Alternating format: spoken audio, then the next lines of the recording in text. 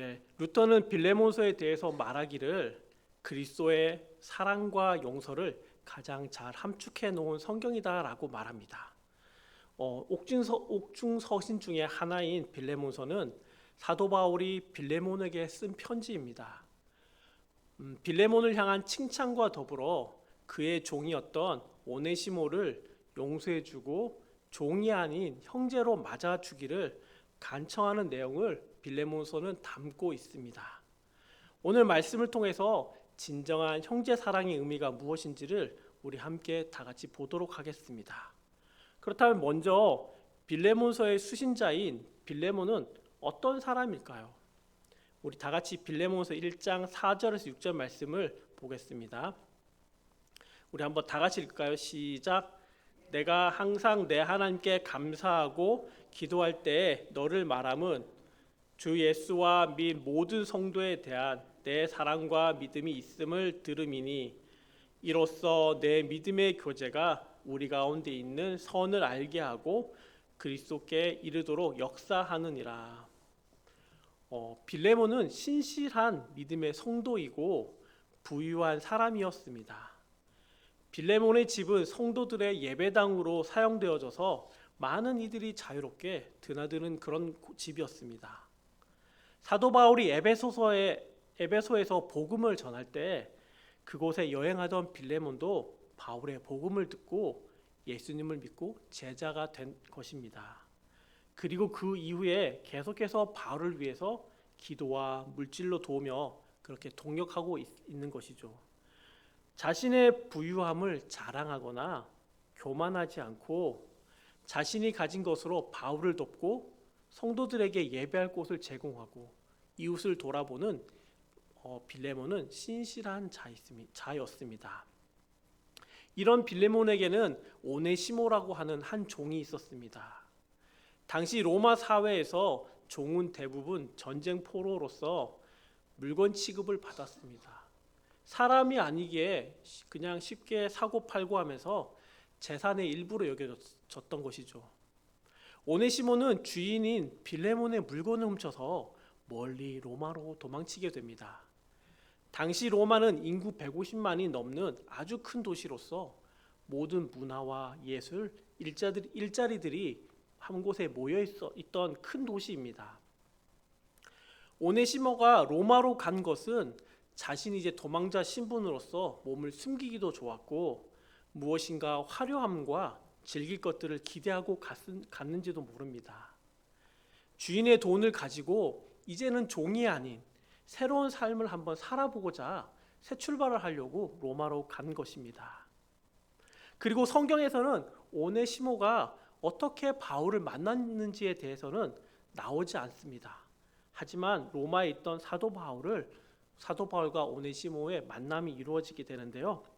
사도행전 28장 30절 31절 말씀입니다. 이것도 다 같이 읽겠습니다. 시작.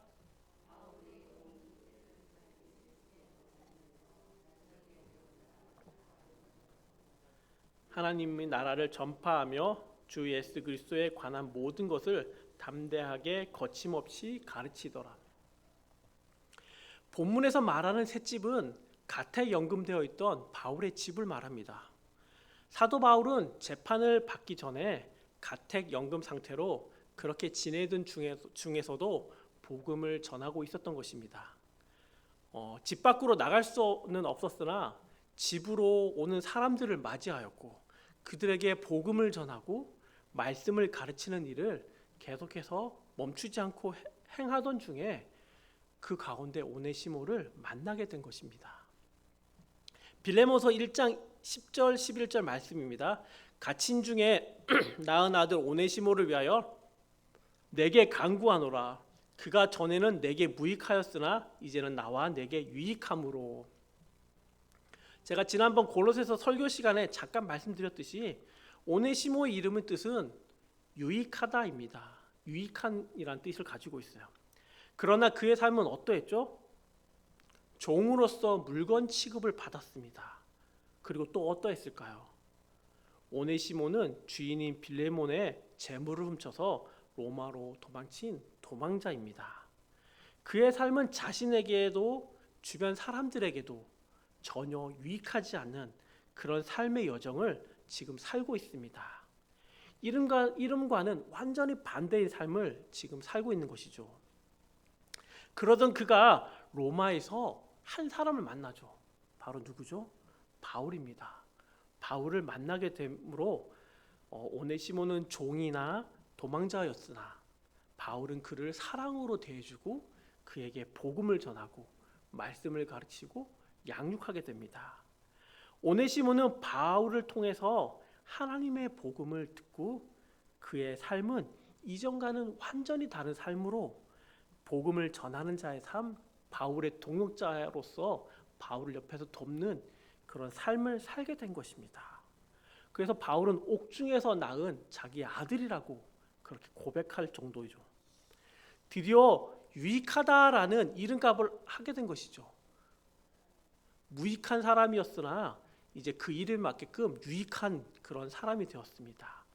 단순히 사람들 앞에 사람들에게 유익한 사람이 아니라 자신의 구원자 되어주신 예수님과 또 복음 증거를 하고 있는 바울, 그 바울에게 유익한 자가 지금 되었습니다. 복음이 그의 삶을 완전히 바꿔버린 것입니다. 12절 말씀도 이어서 보겠습니다. 내게 그를 돌려보내노니 그는 내 신복이라. 내 신복이라. 신복이란 말은 어떤 뜻일까요? 여기서는 신복이란 말은 심장이라는 의미가 있습니다. 심장은 우리 신체 중에 가장 소중하고 없어서는 안 되는 기관입니다. 바울은 지금 편지를 쓰면서 오네시모를 자신의 심장과도 같은 사람이라고 말합니다. 이 말은 무슨 의미일까요? 복음을 듣고 예수님을 따르는 삶을 살고 있는 오네시모는 현재 나의 모든 것, 나의 전부, 없어서는 안 되는 나의 가장 소중한 사람이라고 그렇게 말하고 있는 것입니다. 왜냐하면 오네시모가 예수님을 믿고 예수님 믿고 난 이후에 새로운 피조물이 되었기 때문입니다. 사도 바울은 그리스도인의 변화에 대해서 이렇게 말하는데요. 고린도후서 5장 17절 말씀을 우리 한번 다 같이 읽겠습니다. 시작. 그리스도 안에 있으면 새로운 피조물이라. 이전 것은 지나갔으니 보라 새 것이 되었도다. 새로운이라는 말은 헬라어로 카이노스입니다. 그 뜻은 이전의 존재와는 질적으로 다른 것, 과거의 것보다 더 훌륭한 것이라는 뜻을 가지고 있습니다. 그러므로 예수를 믿고 구원받은 후에 그리스도인은 과거의 나의 모습과는 완전히 다르며 이전보다는 아주 훌륭하고 예수님을 닮아가는 그런 변화된 삶을 살아가는 존재라고 그것을 의미합니다. 예수님의 은혜로 오네시모는 완전히 새로운 피조물이 된 것입니다. 그렇다면 바울은 왜 빌레몬에게 오네시모를 보냈을까요? 첫 번째는 그 이유를 보면 바울은 오네시모의 복음으로 변화된 모습을 보여주기 위해서 빌레몬에게 오네시모를 보냈습니다. 함께 간 두기고를 통해서 그간 오네시모의 믿음의 여정과 지금 바울 곁에 섬기고 있는 모습들을 보고 듣게 하기 위함입니다. 그가 종이고 도망자였으나 이전의 모습은 실패자이고 무익한 사람이었으나 바울을 만난 후에 복음을 듣고 완전히 변화되고 하나님의 자녀로서 제자로서 새로운 삶을 살고 있는 또 살아가고 있는 그 오네시모의 모습을 실제적으로 보여줌으로써 더불어 복음의 놀라운 능력을 직접 보여주고자 하였습니다. 그리고 이를 통해서 골로새와 또 빌레몬과 그 지역 사람들에게 계속해서 믿음의 삶을 살아가고 있는 이들에게 큰 위로와 격려를 주고자 그렇게 직접 오네시모를 보냈습니다. 그리고 또 하나 중요한 이유가 있는데요. 빌레몬에게 오네시모를 보낸 중요한 이유는 또 하나가 무엇이냐면 진정한 회개와 용서를 기대하면서 보냈습니다. 당시에 도망한 종이 잡히면 주인은 그 종의 죄를 물어 죽일 수가 있었습니다. 주인이 종을 죽이는 것에 대해서 아무도 뭐라 하는 사람이 없습니다. 정당한 이유도 있고 종은 뭐라고 그랬죠? 인간이 아니라 물건 취급을 받는 상황이기 때문에 그가 또 잘못을 했기 때문에 죽이는 것은 어쩌면 당연하게 여기는 그런 사회입니다. 바울은 오네시모가 이제 사랑 안에서 하나님 안에서 변화되었는데 그의 육체적인 신분 또한 다시금 변화시켜주고 싶고 그가 가지고 있던 지은 죄, 그 죄를 용서받게 하기 위해서 바로 지금 빌레몬에게 보내서 용서해달라고 형제로 삼아달라고 간청하기 위해서 보냈습니다. 본문 12절의 상반절입니다. 내게 그를 돌려보내노니. 이 말은 헬라어 표현을 보면 어떤 사건을 상위법정 더 높은 곳에 보내서 그것을 해결해 달라고 말할 때 사용하는 표현입니다. 누가복음 23장 7절입니다. 헤롯이 관할에 속한 줄을 알고 헤롯에게 보내니 그때 헤롯이 예루살렘에 있더라. 빌라도가 예수님을 신문하다가 헤롯에게 보낼 때도 이와 같은 표현을 사용하였습니다. 또한 이 용어는 더 높은 지위에 있는 사람에게 보낸다는 뜻을 담고 있습니다. 이런 관점에서 보면 바울이 오네시모를 빌레몬에게 돌려보낸다는 것은 바울이 빌레몬의 결정을 대단히 중요하게 생각하고 또 바울이 사랑하는 빌레몬을 존중하고 있다라는 표현입니다. 본문 13, 14절 말씀인데 한번 다 같이 읽겠습니다. 시작. 그가 내 머물러 있게 하여 내 복음을 위하여 갇힌 중에서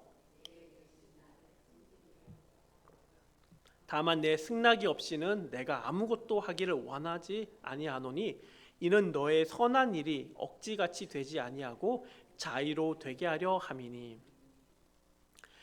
바울은 복음으로 변화된 오네시모, 자신이 갇힌 중에 낳은 아들인 오네시모를 용서해 줄 것을 간청합니다. 종이 아닌 동역자, 형제로서 함께 복음을 증거하는 사역을 계속해서 하려고 하는데 이전에 육체의 종이었던 그 신분인 오네시모를 용서해 달라는 것이죠.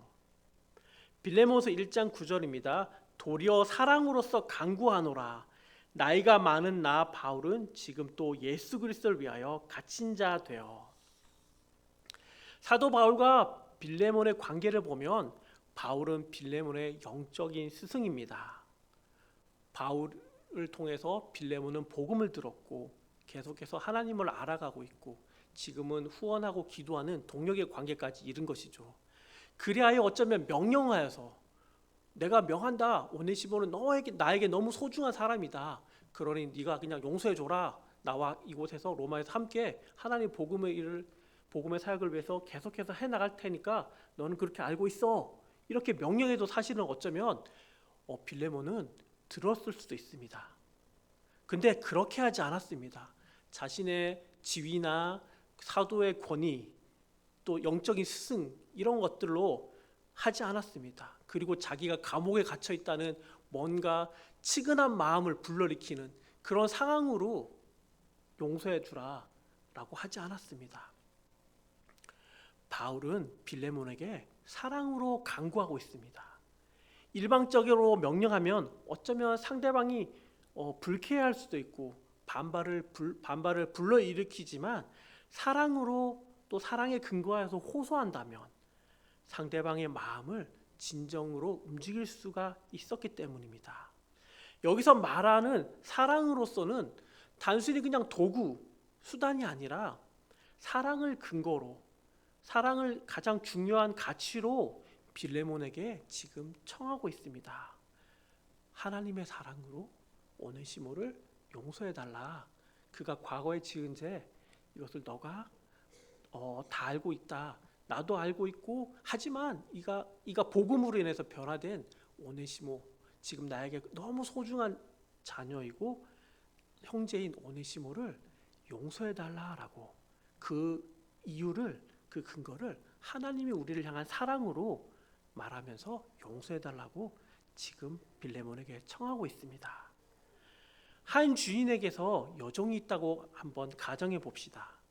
그의 주인에게는 한 아들이 있고 그 여종의 일은 주인의 아들에게 밥을 차려주는 것이라고 생각해 봅시다. 물론 밥도 해주고 빨래도 해주고 몇 가지 집안일도 하겠지만 근데 종은 물건 취급받고 있는 시대 속에서 소망이 없기 때문에 또 하루하루가 힘겹고 억지로 하는 일이었기 때문에 열심히 하지 않았을 것이고 기쁨으로 하지 않았을 것입니다.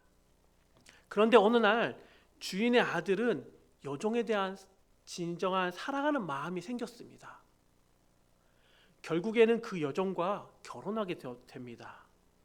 결혼한 후에도 여종은 여전히 그 사람을 위해서 밥을 짓습니다. 그런데 이전과는 다릅니다. 억지로 하는 것이 아니라 신분이 변하여서 이제는 종이 아닌 아내로서 사랑하는 남편을 위해서 밥을 짓고 있는 것입니다. 14절에 나온 선한 일이 억지같이 되지 아니하고 자의로 되게 하려 함이라는 말은 이와 같은 뜻을 가지고 있습니다. 자의라는 말은 누군가 강압에 의해서 하는 것이 아니라 스스로 사랑으로 진심으로 하는 것입니다. 하나님의 구원받은 백성이고 자녀로서 받은 사랑을 근거로 그 사랑을 실천함으로 오네시모를 용서하고 인정하는 것을 바울은 기대하면서 빌레몬에게 지금 간청하고 있습니다. 오늘 본문 15절 말씀입니다. 우리 한번 다 같이 읽겠습니다. 시작. 아마 그가 잠시 떠나게 된 것은 너로 하여금 그를 영원히 두게 함이니라. 바울은 오네시모가 빌레몬을 떠나게 된 것을 하나님께서 하신 것이라고 말합니다. 여기서 사용한 그가 떠나게 되었다라는 의미의 헬라어는 에코리스테는 신적 수동태로서 하나님의 뜻에 의해서 한 것을 표현하고 있습니다. 다시 말해서 하나님께서 오네시모가 빌레몬을 떠난 것, 그리고 로마로 도망하게 된 것, 그 이후에 바울을 만나서 복음을 듣고 변화된 것, 이 모든 것이 하나님의 섭리라고 이야기합니다. 이렇게 하여서 하나님은 오네시모의 잘못을 오네시모 자신과 빌레몬을 위해서 선으로 바꾸신 것입니다. 이 본문은 어딘가 좀 생각나는 다른 말씀이 있지 않습니까? 바로 보디발 집에 종으로 팔려간 요셉을 이집트의 총리가 되게 하신 하나님의 그 섭리를 떠올리게 합니다. 요셉은 자기 형들에게 나를 이리로 보내신 이는 당신들이 아니오 하나님이시니라 라고 말하면서 그들의 잘못을 용서하였습니다. 요셉의 형들은 그를 해하려 하였으나 하나님은 그것을 선으로 바꾸신 것입니다. 만일 오네시모를 로마로 보내신 분이 하나님이심을 빌레몬이 인정하게 된다면 요셉이 형들을 용서한 것처럼 그 역시 오네시모를 용서할 수 있을 것입니다. 그런데 여기에는 한 가지 큰 도전이 있었습니다. 영원히 돌려받는다는 의미는 하나님의 섭리 가운데 오네시모와 빌레몬이 하나님 안에서 자녀로서 새로운 관계가 됨을 말합니다. 16절 말씀인데요. 이후로는 종과 같이 대하지 아니하고 종 이상으로 곧 사랑받는 형제로 둘 자라. 내게 특별히 그러하거든 하물며 육신과 주 안에서 상관된 내게랴. 빌레몬이 오네시모를 영원히 돌려받는다는 것의 의미가 나오는데 그것은 하나님 안에서 이전에 종과 같이 대하지 아니하고 사랑받는 형제로 받아들여야 한다는 것입니다. 이전에는 오네시모가 종이었으나 이제 구원받고 변화된 오네시모는 이제 너의 사랑받는 형제라고 또 그렇게 너는 받아들여야 한다라고 말합니다. 오네시모는 더 이상 종이 아니라 형제라고 합니다. 법적으로 종의 신분에 있었으나 그리스도를 믿은 자로서 영적인 형제라고 말합니다. 바울은 빌레몬에게 형제라는 호칭을 사용합니다. 1장 초반에 보면 바울은 빌레몬을 형제라고 부르는데 유대인인 바울이 할례받지 않은 이방인 빌레몬을 형제라고 부르는 것은 이것 또한 놀라운 일입니다.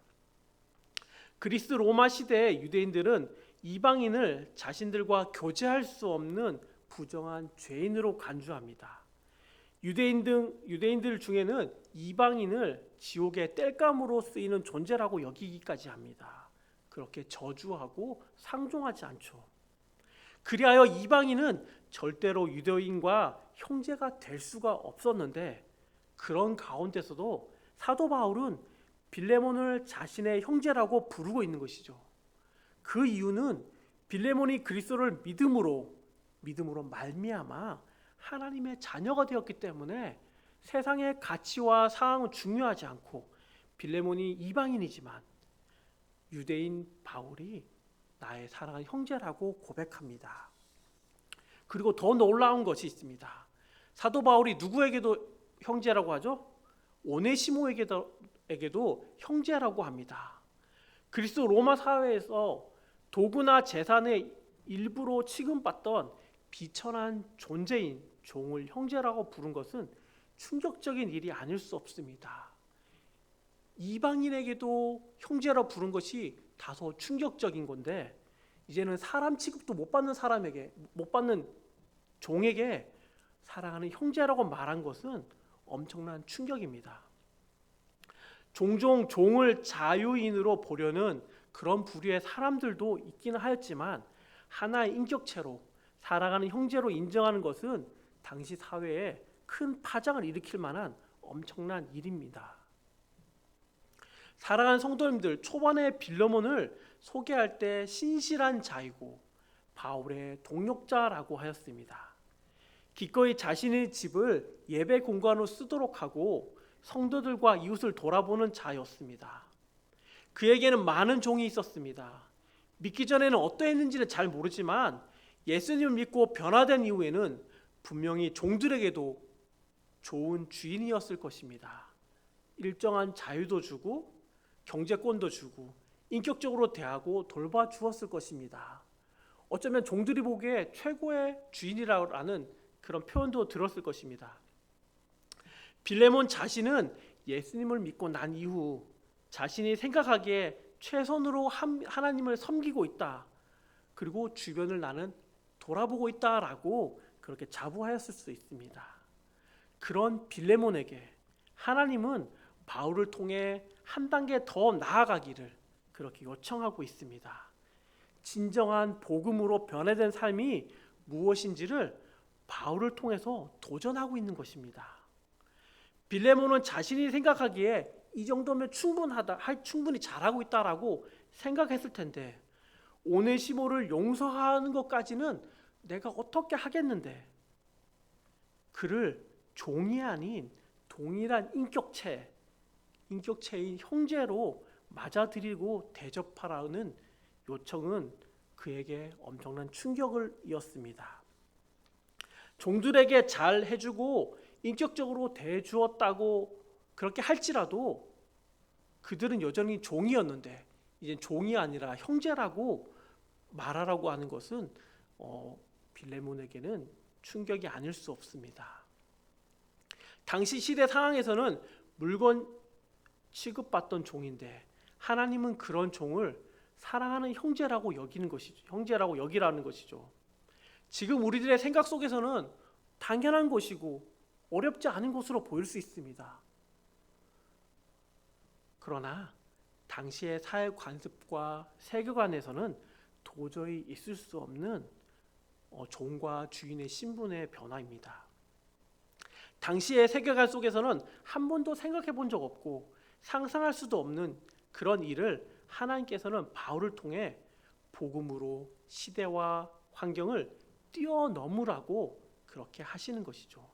어쩌면 자신이 가장 놓을 수 없는 나의 영역까지도 온전히 내려놓고 순종하게 하시는 그 순간이 아닐 수 없습니다. 성경에서는 예수님께서 이런 모범을 보여주신 말씀이 있는데요. 요한복음 4장 3절 4절 말씀입니다. 우리 한번 다 같이 읽겠습니다. 시작.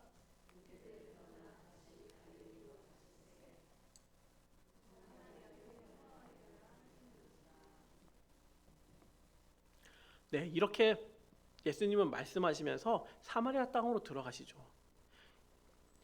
유대를 떠나 갈릴리로 가는데 예수님께서는 사마리아 땅을 지나가려고 하십니다.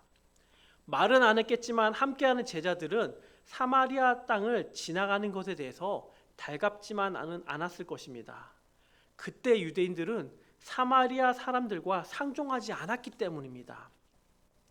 남유다와 북이스라엘, 남북이 나눠진 상황 속에서 BC 722년에 아수르의 공격에 의해 북이스라엘이 멸망하게 됩니다. 멸망 후 아수르는 유대 정착 정책을 펴는데 아수르 사람들은 북이스라엘 땅으로 이주시켜서 살도록 하였습니다. 오랜 시간이 흐른 후에 아수르인들과 북이스라엘 사람들과의 사이에서 결혼하게 되고 그것 가운데 태어난 혼혈 민족이 사마리아 사람들입니다. 유대인들은 이런 혼혈인인 사마리아 사람들을 싫어했습니다. 경멸하기까지 하여서 교류도 하지 않았던 시기입니다. 심지어 유대인들은 하나님, 저를 사마리아 사람으로 태어나지 않게 하신 것에 감사합니다. 그렇게 기도하였습니다. 유대인들은 사마리아 사람들이 지나가는 개만도 못한 인간으로 여겼습니다.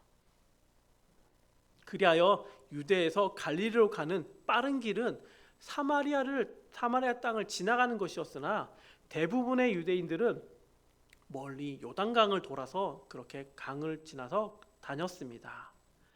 사마리아인들을 만나는 것을 꺼려했기 때문이죠. 유대인들은 자신들만이 하나님의 선택받은 민족이고 구원받은 백성이라는 잘못된 선민 사상으로 이방인들에 의해 변질된 사마리아 사람들에게는 하나님께서 함께 하시지 않는다고 여겼습니다. 오늘 좀 전에 읽은 말씀에서 통과하여야겠는지라라는 말은 헬라어 에데이로서 반드시 뭐뭐 해야 한다라는 말로 반드시 예수님께서 사마리아 땅을 통과하겠다는 의미로 사용됩니다. 성경에서 이 사마리아 여인은 6시에 물을 길르러 나왔습니다.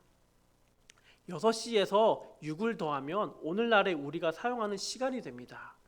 그러면 낮 12시가 되는데 사막 지역에서 12시는 낮은 굉장히 무더워서 아무도 나오지 않는 시간입니다.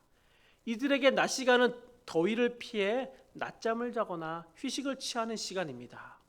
보통의 여인들은 시원한 아침이나 저녁에 우물가에 나와 이야기를 나누며 물을 깃습니다.